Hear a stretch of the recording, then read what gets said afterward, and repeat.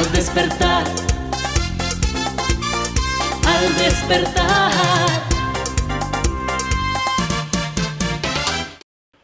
Hola, buenos días, bienvenidos al Despertar de GAFA TV Ecuador. En la entrevista del día, hoy día vamos a hablar sobre la Universidad Central del Ecuador, para lo cual yo he invitado a uno de sus estudiantes y que a su vez es presidente de la FEU Nacional, el señor Neri Padilla. Neri, buenos días, bienvenidos a nuestros estudios de GAFA TV. Cuéntenos, porque hay varios temas. Comencemos con el asunto de la inseguridad. Ustedes días pasados hicieron una propuesta, hicieron una marcha al nuevo alcalde de Quito. ¿Cuál es la propuesta concreta? Y más allá de eso, ¿cuál es la realidad de la seguridad que se vive en la Universidad Central, en sus intermediaciones, en sus alrededores? Buenos días, Neri.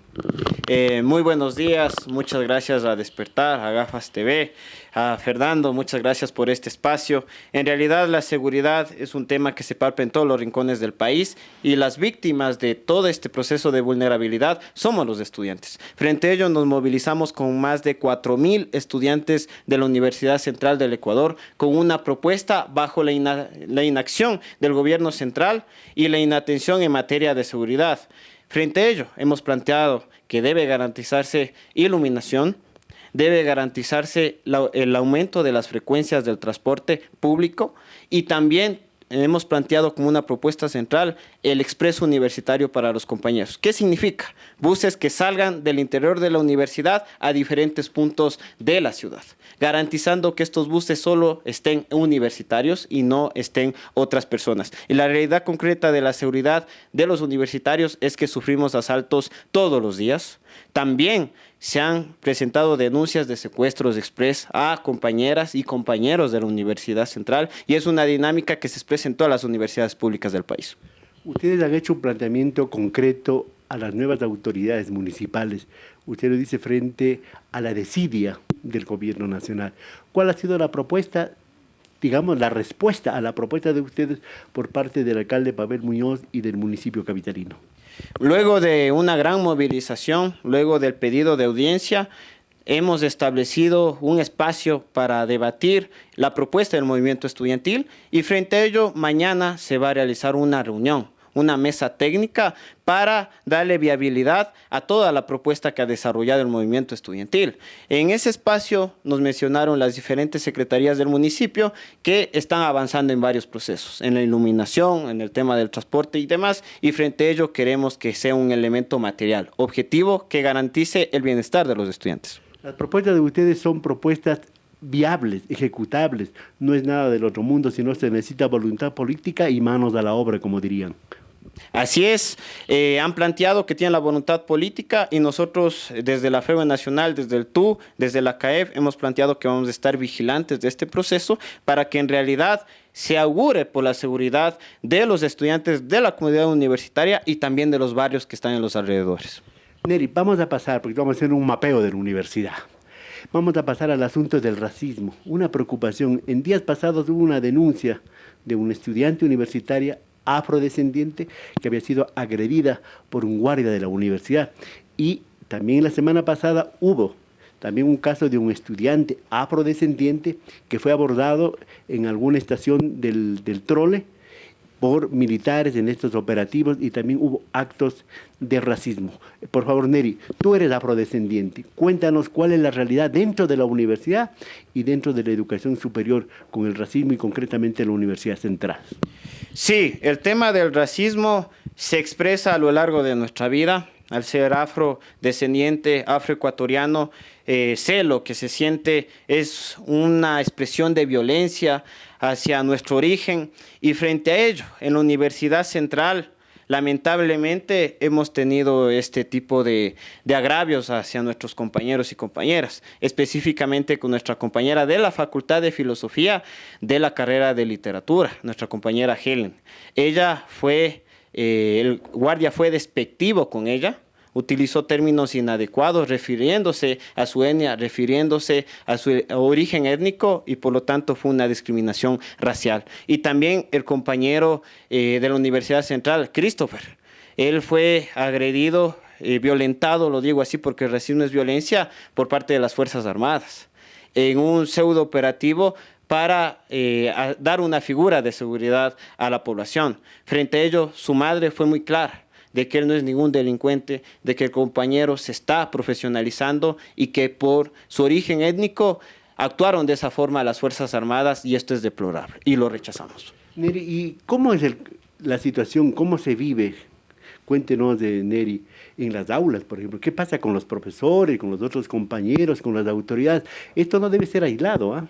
Sí, aquí voy a dar un testimonio. Cuando estaba en cuarto semestre de la carrera de Psicología Educativa, un docente me dijo, dicen que las personas de color no saben estudiar. A mí me dijeron eso. Era uno de los docentes más complicados, uno de los mayores académicos, entre comillas, de la universidad, que expresó esos elementos hacia mi persona. Y lo que hice es organizarme, es luchar y defender mis derechos. Y eso estamos haciendo con el caso de nuestra compañera Helen, y nos han planteado también crear una organización, un colectivo, una asociación de afros, en las cuales estoy predispuesto a poder ahondar en esos procesos que garanticen defender los derechos de los afro. Pero también hay denuncias no solo de discriminación racial, sino de género. Hay cosas que también se ha denunciado y que vale la oportunidad, Neri, que tú nos cuentes cuál es la situación. Sí, el caso de la Universidad Estatal de Bolívar. Allí hace poco 8 docentes fueron destituidos, pero eso fue fruto de los plantones, de las movilizaciones que generaron nuestras compañeras. Estamos claros que el abuso, que el acoso y todos estos elementos que violentan elementos de género, que violentan a nivel sexual y demás, estos elementos en concreto se expresan en todas las universidades, pero son un rumor, son un secreto a voces en cada una de las universidades. ¿Por qué? Por el miedo que se emprende a través del abuso de poder. Porque por lo general estas acciones son emprendidas por los docentes, por las autoridades. Y frente al abuso de poder implementan elementos de calificaciones, implementos de pruebas y también hacen llamados inadecuados a nuestras compañeras a reunirse con ellos fuera de la universidad o en horas que están fuera del aspecto académico. Entonces, frente a ello, desde la FEUE hemos sido claros que vamos a denunciar todo proceso que vulnere la integridad de nuestras compañeras y también de nuestros compañeros, porque también sufren abuso y acoso. ¿Homofobia?